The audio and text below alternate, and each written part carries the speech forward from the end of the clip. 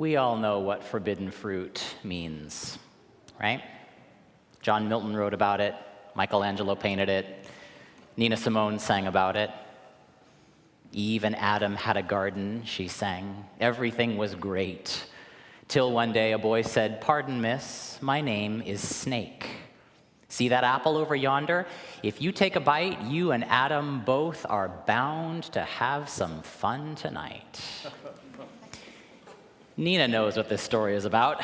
It's about that forbidden thing that makes the world go round.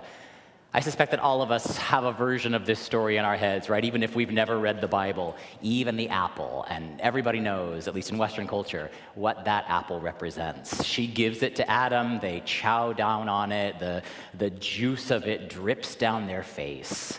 And then they look down and realize that they are not wearing a stitch of clothing. And suddenly they experience this whole new phenomenon. This is where shame comes into the story, right? That horrible pit, horrible feeling in the pit of your stomach when you know you have done the forbidden thing, and you know that God is watching you, and you know that once you cross that line, there is no going back. Mostly, historically, it's been women who have borne the cost of this story. That goes back to the earliest days of Christianity, to bishops like a guy named Tertullian, who loved to preach sermons about the sins of Eve to his female congregants. "You are the devil's gateway," he would tell them. "You are the unsealer of that forbidden tree, the first deserter of divine law." He sounds like he was a lot of fun to hang out with. That read on this story is entirely unfair to Eve, right? It's unfair in all kinds of ways, because I think the way the story is designed to work, it's kind of a little bit of a setup, right? Even an armchair psychologist knows that the way to get somebody to want something is to tell them that they can't have it, right? That's basic human psychology. So what the serpent knows to be true about the forbidden fruit in Genesis turns out to be exactly right. He says to Eve, God knows that if you eat from this tree, your eyes will be opened, you will grow up. And what's more, you will understand the difference between good and evil. What the serpent says is true, right? That's exactly what happens. Eve grows up really fast. She has her moment of delight. She chows down on the fruit. She shares it with her beloved. They have this beautiful moment of pleasure together. And then they start to understand something. That the only way that they know evil is by understanding its opposite, which is good. The fruit is good. It is pleasurable to the eye. The Hebrew text is actually even more direct about this than our English translation, which is a little prissy, right? When Eve looks at the fruit in Hebrew, the text says, "The woman looked, and she saw that the fruit was good for eating, and that it was lust for the eyes." She wants it. And something about that desire entices her and frightens her at the same time. She begins to understand something about where evil, if we're going to use that term, where that comes from. And that sensation is where centuries of Christian teaching has located the phenomenon of sin, right? The human body that wants the thing it's been told it cannot have. So we map that psychological phenomenon of forbidden desire, which is very human, onto this theological concept of sin. And we name your desire itself as the problem before you've even had a chance to experience the goodness of what a holy desire can feel like. We tell you that that is the root of disobedience, right? It's the root of rebellion, that the real sin here is a lust for power, right? To know right from wrong, to be a god yourself. It's all lust. It's all wanting. It's the trickiness and the duplicity of human desire. It's all power and sex, right? All the way down, power and sex. I was 16 when that fruit was offered to me for the first time. Happened very quickly in a park near my house, and mostly my memories are like they're sense memories, right? The smell of the mud around my boots, the feel of the sun on the back of my neck, the furtiveness, the thrill. What if somebody catches us? And I remember coming home when it was all over, filled with this crushing sense of regret and shame. I didn't even make it upstairs to my bedroom. I knelt desperate on the stairs of our house. My fingers were pressing into this cream-colored carpet. I can feel it underneath my fingers still. This knowledge that deep in my bones I had been kicked out of the garden, and there was no going back. I remember tears falling down my face.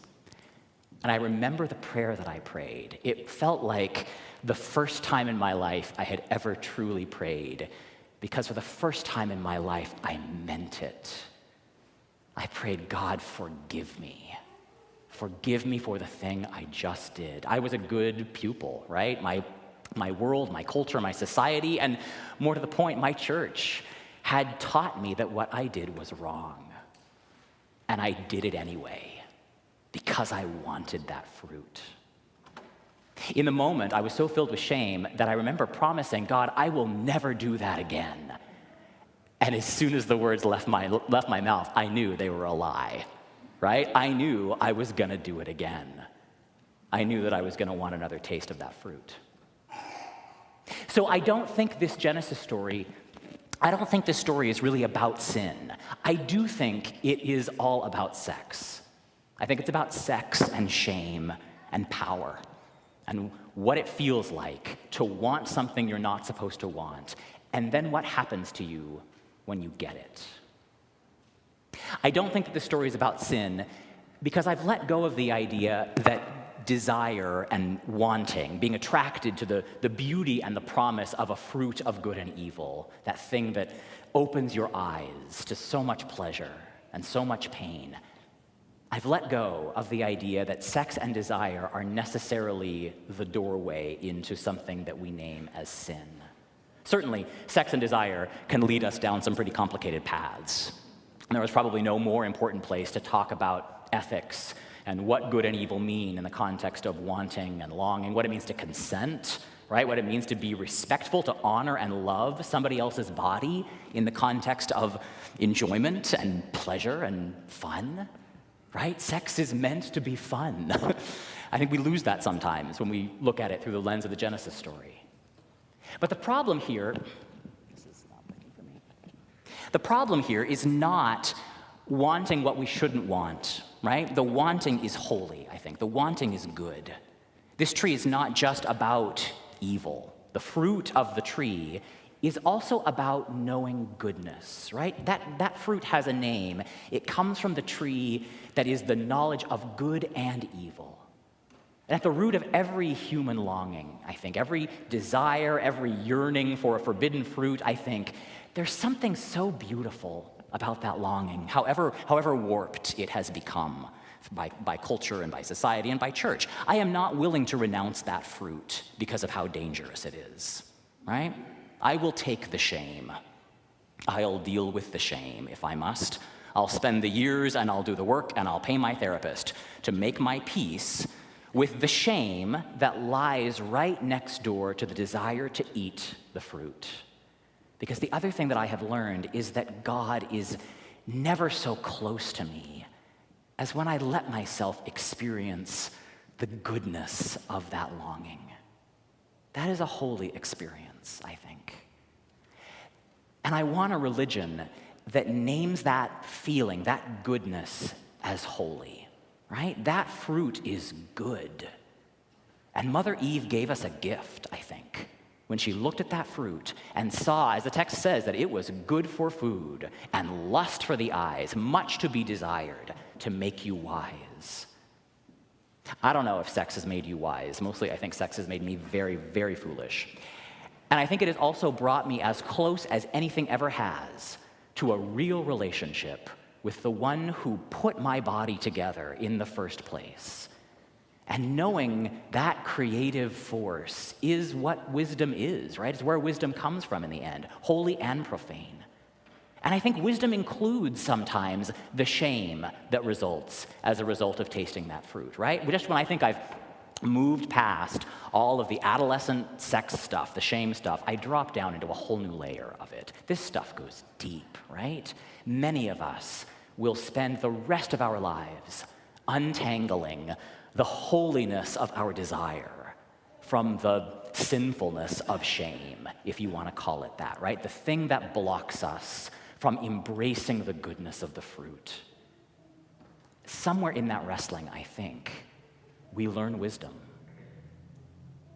So you can dismiss this story, as many have, as a a myth about an outdated morality that should be thrown out with the bathwater. Thank God we've moved beyond all of that. I don't think we have. At least I haven't. And I've sat with enough of you and heard various people's stories around sex and shame to know that if there's one thing that draws us into a community like this one, it's this need to look around us and discover that we are not alone in this struggle. We need one another to do this work. And I think, I might be wrong about this, but my sense is that this story from Genesis, this primordial myth about sex and power, my sense is that for all the damage it has done, it is a story that has power in it, maybe power to heal something. In other words, I've learned to have an awful lot of respect and even quite a bit of love for Eve, this innocent creature who does nothing more than look and want. And there's something so pure to me in that. Tradition has castigated her. Tradition has mostly beaten up on her and named her as the problem. But there's something so beautiful, I think, in what she represents, what she shows us, or she shows me anyway, about the holiness of desire, and then what it means to continue to walk with God on the other side of shame. Eve mirrors back to me parts of my own story, that apple that I knew I wanted before I even knew how to put words to the want. And the instinct in me that understood somehow that the forbidden thing was not dangerous because it was going to take me away from God. The forbidden thing maybe was dangerous because it was the thing that was going to lead me right into the heart of God. What does that fruit mean but the knowledge of good and evil, a growing in wisdom? That fruit invites me into this holy wrestling match with a God who loves me when I can't love myself. This story messed me up. I think it also saves me. Because at the center of this garden, this mythical Garden of Eden, there's another tree, right? Not just the tree of the knowledge of good and evil. There's another tree in that garden, and that tree is named the tree of life.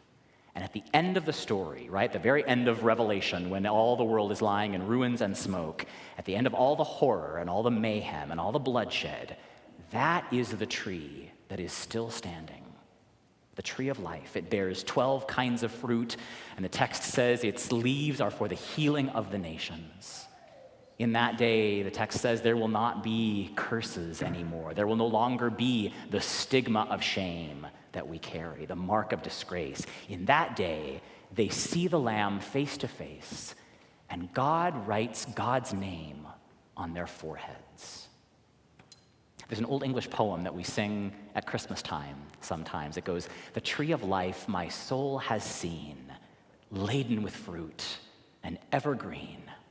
All trees of nature fruitless be compared to Christ, the apple tree." In English, calling Christ the apple tree, in a tradition that names apple as the root of this thing, right, the root of shame, that's a really significant twist that this poet is putting on the story, right?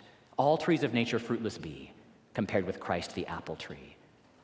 And then the text says, his beauty doth all things excel. By faith I know, but ne'er can tell the glory which now I see in Jesus Christ the apple tree. For happiness I long have sought, and pleasure dearly I have bought. I missed of all, but now I see 'tis found in Christ the apple tree. That's the fruit, right? At least that's the fruit that I want. And I'm not going to stop searching until I can taste that thing for myself.